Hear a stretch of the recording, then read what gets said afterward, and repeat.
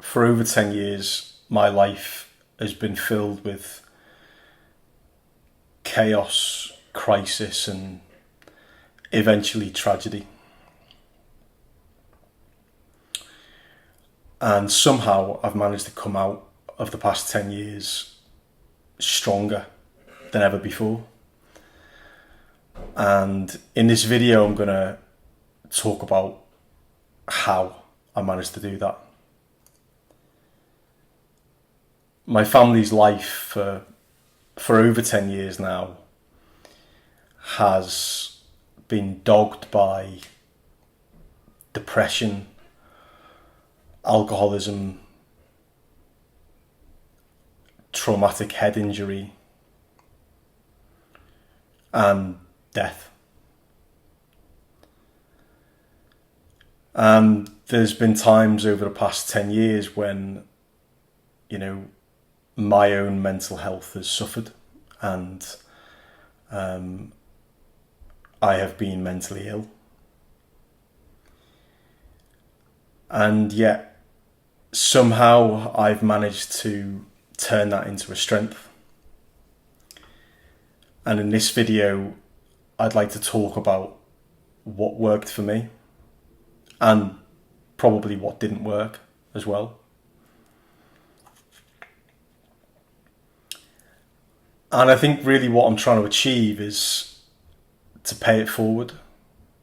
I learned a great deal by going through a lot of shit, and I wouldn't wish that chaos, crisis, or tragedy on anybody. But life has a way of throwing these things at us. And so my contribution is to pay forward what helped me, in the hope that it will help you.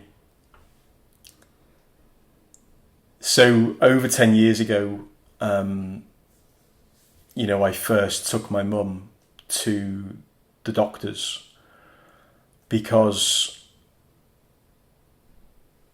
my mum wasn't right, and we went to the doctors on the premise that my mum was depressed. We didn't really know what depression was.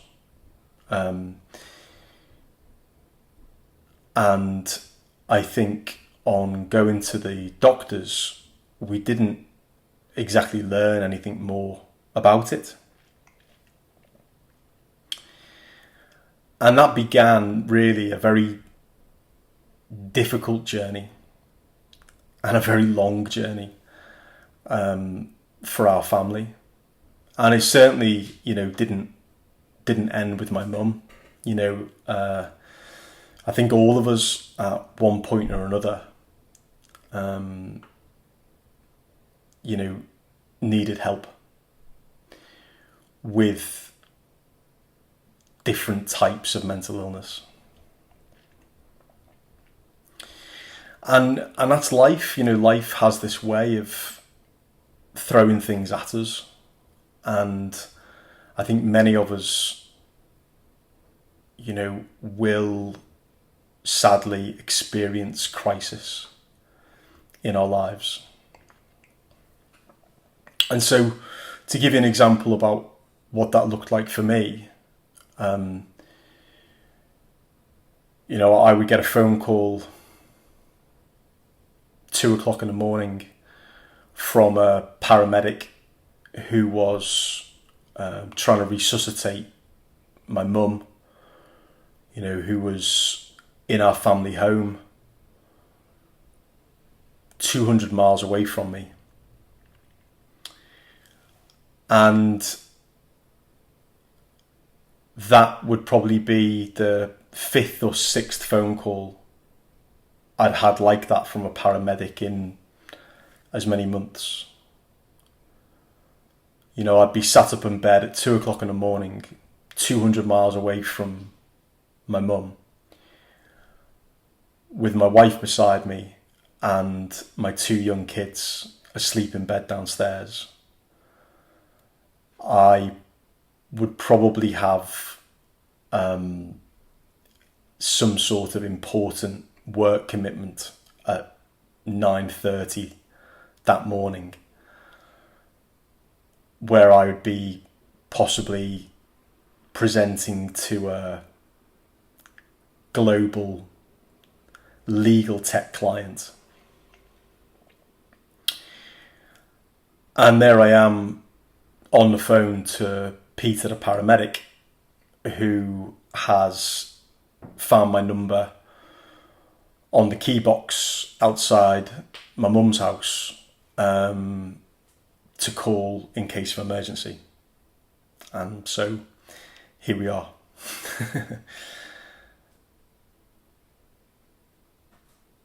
And then another crisis, would be when, I was sat in front of an anaesthetist at a Liverpool hospital, and, they were telling my family that if nothing changed over the next 72 hours, they would be asking us whether or not to turn off the machines, the life support machines. And so life comes at you fast, and life has a way of throwing things at you when you least expect them. And before you know it, you're in one of these situations whereby you sat on the end of that phone in the middle of the night, or you're sat in a room in a hospital somewhere with a nightmare in front of you. And so I want to talk now about kind of what helped me to get through those things. And for me, it wasn't just one thing. It was a journey. It was an evolution. And it began with me going to the doctors, probably a year after I'd taken my mum. And it was now me sat in the doctor's chair talking to them about feeling down and not being able to find any energy to get out of bed in the morning and having quite dark thoughts. And that then led me to begin medication. So I started sertraline, which is an antidepressant drug, and something that I've been on. I've been on it more than I've been off it, probably for the past 11 to 12 years now. And I'm actually trying my best as I create this video now to decrease my dosage of sertraline, with the hope that I can now eventually, come off it. But that medication certainly has hugely helped me. Everyone's different, but for me, I think there was a chemical imbalance. And after a few months of starting to take that, I saw real benefit. I think the next thing that I then tried was talking therapies, which is, for people here in the UK, we have the National Health Service, the NHS, and they have a therapy counselling service, which is called Talking Therapies. And they use techniques such as cognitive behavioural therapy. And what it looked like for me was basically going to a local clinic and sitting with a nurse practitioner, a mental health practitioner, who essentially talked to me about how I was feeling, and then shared with me a framework to try and decrease my stress.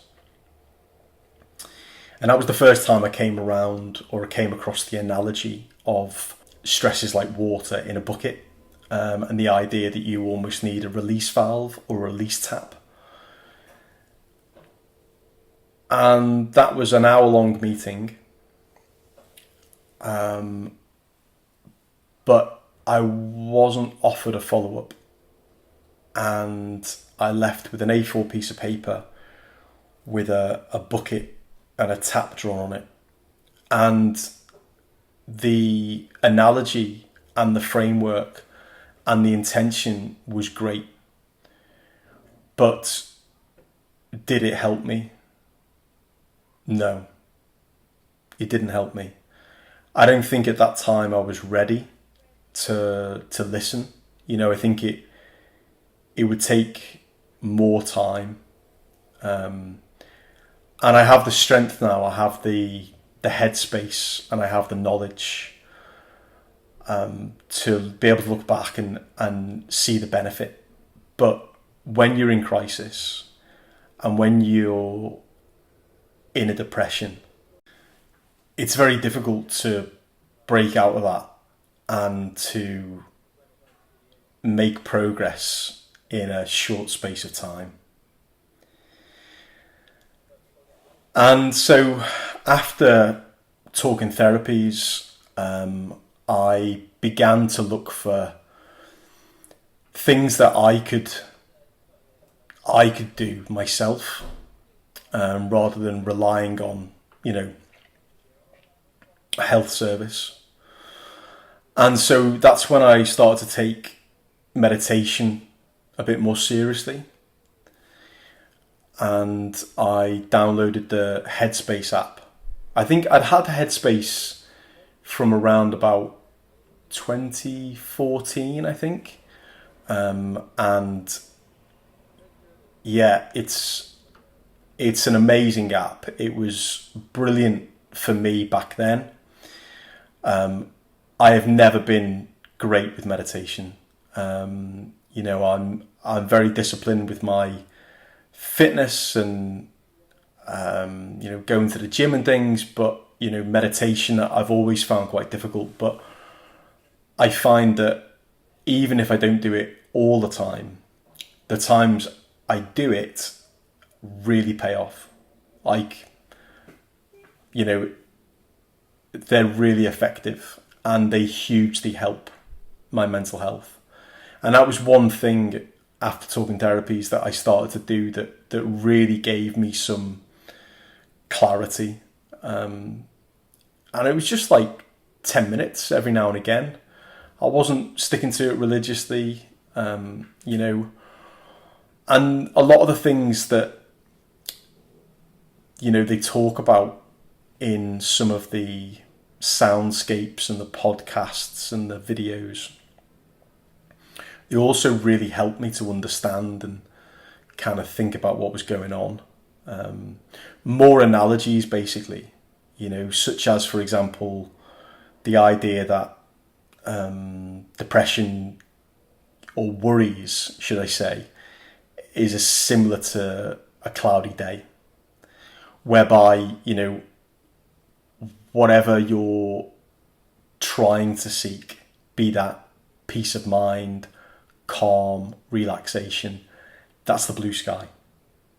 And the thoughts or the worries and the depression are essentially those clouds. And so this idea of allowing a thought, just like a cloud, to sort of just drift on by, allow it to come, observe it, and allow it to drift on by. And so I think techniques like that, just note-taking, just noticing, observing, really helped me to detach myself from my feelings, I guess. And then it took a couple of years whereby I was just kind of gritting my way through it. I was staying on my sertraline, but things did certainly ramp up a little bit for me in terms of, the severity of what was going on in life.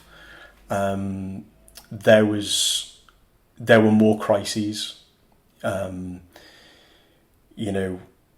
family kind of went through a lot of crises and a lot of tragedy, and off the back of that, we all experience trauma. And so in 2018, that's when I first started to look for a therapist. And I found an incredible therapist. I just found them online. I didn't know what else to do, so I just went online, searched for one, a private therapist, and her name is Katie. And I've seen her on and off now since 2018. Sometimes we have, fortnightly sessions. Sometimes we'd see each other once a month. And in those sessions, usually, we would almost pick a theme, and a lot of time we didn't pick it. We just kind of lent into it. Do you know what I mean? And wherever my head was that day, whatever was on my mind, that's what we talk about. And then through lots of incredible experience and technique, Katie would then be able to ask me questions that would elicit and evoke certain thoughts or responses or emotions from me, that would then help me to better understand what was going on. And it was life-changing. There's no doubt about it in my mind. It was completely life-changing. I think therapy was the one thing for me that moved the needle. I think at some point, everybody should have therapy, one-to-one therapy, even if you don't think you need it. Probably especially if you don't think you need it. And for me, it gave clarity, but it gave so much more. Like, it gave a certainty. There was so much that I was questioning or doubting. There was so much of my past thoughts that I was carrying with me. It was just unbelievable. It wasn't just explicit trauma, injuries or life-changing injuries that happened to my family. It was also trauma getting sacked from my job, years before. It was those things that were coming back to haunt me, and I didn't really know what to do with them. And so they were just on a loop in my head. And I think we all have them at times. We have these recurring thought patterns that are negative and that are not healthy for us. And to break that pattern is near on impossible unless you've got somebody who can help you to understand what's going on and to help you then break the pattern. And that's what therapy did for me. It was one of the many things that did for me. But things that were haunting me, things that I would think about almost on a daily basis, and things I would berate myself for, that would lower my self-esteem, that would make me feel far less worthy as a human, as a father, as a husband. These were now things that I put to bed. I completely and utterly put them to bed. And to this day, I still do. I don't need to think about them at all. Don't give them any more airtime. And look at what that's done for my life. Now I have this incredible freedom, incredible headspace, whereby I can be present, truly present, with my kids, with my wife, with my friends. And I've got this energy, to give. And I think that's why recently I've started coaching. And I see clients one-to-one. And very often the people who I'm working with are maybe a step or two before therapy. Maybe, what they are experiencing isn't mental illness. Maybe it's that they feel a little bit lost, or maybe they feel a little bit frustrated with where their life is now. Maybe they feel unsure about where they're going next. And that uncertainty is making them feel at times depressed. However, it's not chronic. They're still getting up every day. They're still motivated to do the mundane. And so they might not be mentally ill by the, in the clinical sense, but they're just not feeling as they know they could. So if that's the kind of thing that you feel you might need, then click the link below and book a call.